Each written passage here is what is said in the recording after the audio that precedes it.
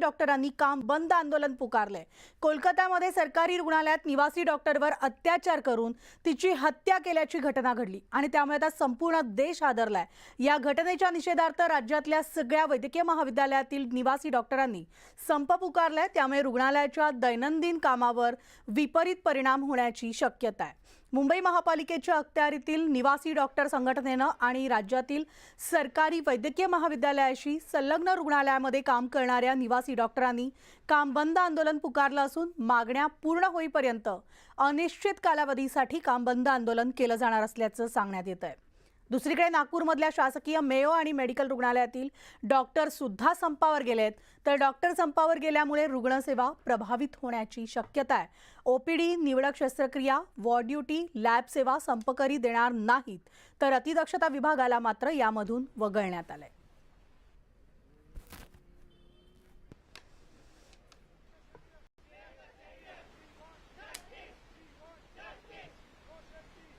तर यामध्ये आता राज्यभर हे आंदोलन सुरू आहे। मुंबईहून आमची प्रतिनिधी सुस्मिता भदाणे आपल्या सोबत आहे आणि नागपूरहून उदयती मांडे। सर्वप्रथम मुंबईमध्ये आपण सुस्मिताकडे जाऊया। सुस्मिता, सध्या तू कोणत्या रुग्णालयाबाहेर आहे आणि तिथल्या डॉक्टरांची काय मागणी आहे?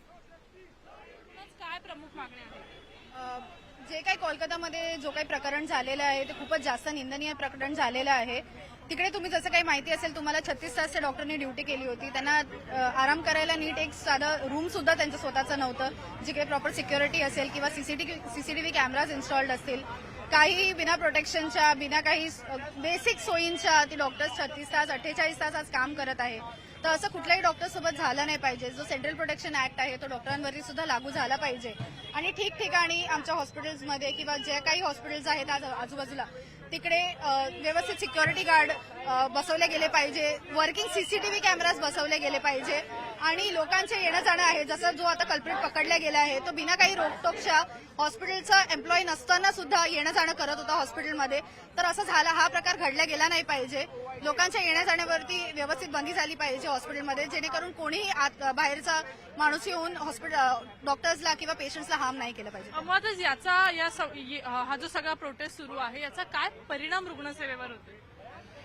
ऑफ कोर्स ये एक पैन इंडिया लेवल पे ये प्रोटेस्ट शुरू हुआ है, तो अगर ये प्रोटेस्ट शुरू हुआ है तो हमारी मांगे, जो बेसिक नीड्स हम डिमांड कर रहे हैं, तो हमें आशा है कि आज इवनिंग में जो मीटिंग होगी उसमें कुछ ना कुछ फ्रूटफुल निकलेगा और गवर्नमेंट हमारी मांगे पूरी करेगा। नक्कीच, तर आपण बघतोय की आपत्कालीन सेवा या सुरू आहेत, परंतु ओपीडी सर्व्हिसेसमध्ये मोठ्या प्रमाणात व्यत्यय आलेला पाहायला मिळतोय।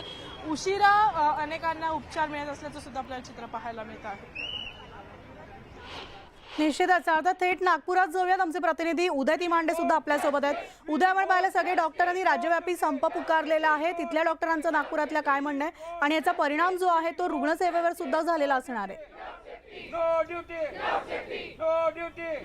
नक्कीच कोलकातामध्ये जी घटना घडली त्याचे पडसाद जे आहेत आता नागपूरमध्ये देखील उमटायला लागलेले आहे। कारण नागपूरमध्ये मार्चचे जवळपास हजारांच्या वर डॉक्टर जे आहेत ते या आंदोलनामध्ये जे आहे ते सहभागी झालेले. सध्या आपण नागपूरच्या या शासकीय वैद्यकीय महाविद्यालयामध्ये मेडिकलमध्ये नागपूरचा जर आपण विचार केला तर साधारणतः 3000 लोक रोज इथं ओपीडीमध्ये येतात आणि साधारणतः 200च्या वर जे आहे त्या ओटी इथं होत असतात. आता हे डॉक्टर हजारो डॉक्टर जे आहेत ते संपावर गेल्यामुळे जे आहे ते रुग्णसेवा जी आहे ती प्रभावित होणार हे निश्चित आहे. आपल्यासोबत काही इथले डॉक्टर्स आहेत, त्यांच्यासोबत आपण संवाद साधूया. मला सांगा, कोलकात्यात झालेल्या घटनेची जी आहे ते आता नागपूरमध्ये त्याचे पडसाद तुम्ही उमटवायला लागलेला आहे. तुम्ही काम बंद आंदोलनाला सुरुवात केली.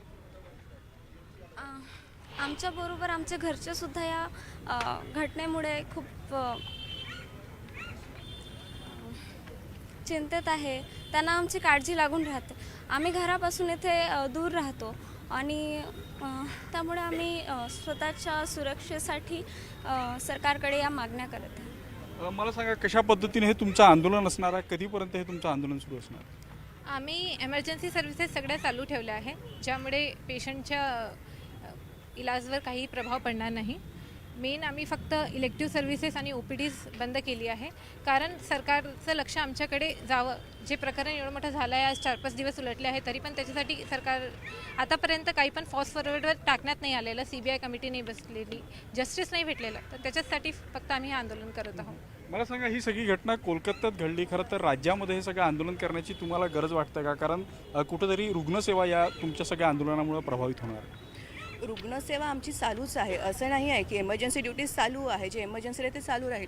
पण जे कोलकाता तितकीच गोष्ट नाही आहे, हे कुठेही कोणत्याही हॉस्पिटलमध्ये होऊ शकते. तर डॉक्टरांची सेफ्टी राहिली पाहिजे.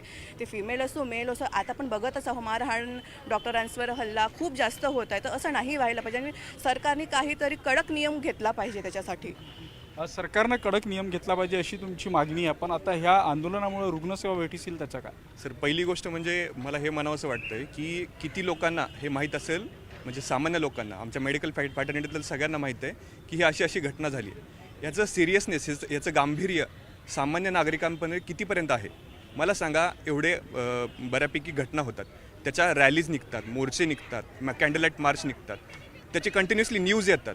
मला सांगा ह्या घटनेबद्दल किती न्यूज कव्हर आहे किंवा किती निषेध व्यक्त होत आहे सामान्य जनतेतून. जर आमच्या मेडिकल फॅटर्निटीमधील एखादी घटना होती आहे आणि त्यासाठी कोणी सामान्य जनता जर आवाज उठवत नसेल आणि आवाज न उठवता जर त्यासाठी जर काहीतरी निषेध किंवा जस्टिस मागायचा असेल तर तो अल्टिमेटली आम्हाला मागावा लागेल. आणि याची गोष्ट आम्हाला अशी की आम्हालासुद्धा रुग्णसेवा खंडित करायची नाही आहे. OPD सर्व्हिसेस पूर्णपणे चालू आहेत आणि रुग्णांना ज्या तातडीच्या गरजा आहेत, म्हणजे जेवढ्या इमर्जन्सी सर्व्हिसेस आहेत पूर्णपणे डॉक्टर तिथं आहेत अवेलेबल.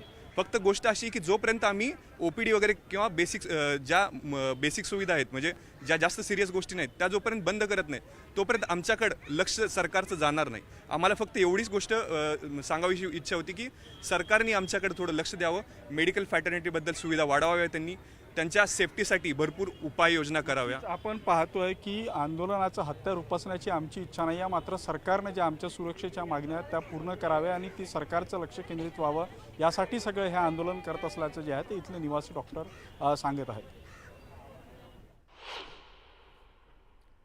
धन्यवाद उदय आणि सुस्मिता. तर आपण पाहिलं राज्यव्यापी आंदोलन आज केलं जात आहे, तर कोलकात्यामध्ये त्या रात्री नेमकं काय काय घडलं आपण ग्राफिक्सच्या माध्यमातून पाहणार आहोत.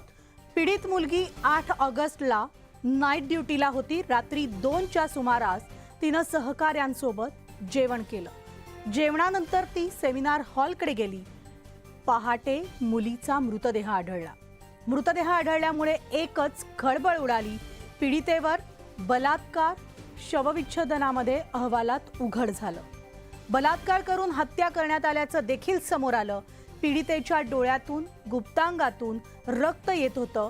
पीडित मुलीचा चेहरा, पाय, पोट, हातावर जखमा होत्या, तर पीडितेच्या मानेचं हाडही मोडलेलं होतं.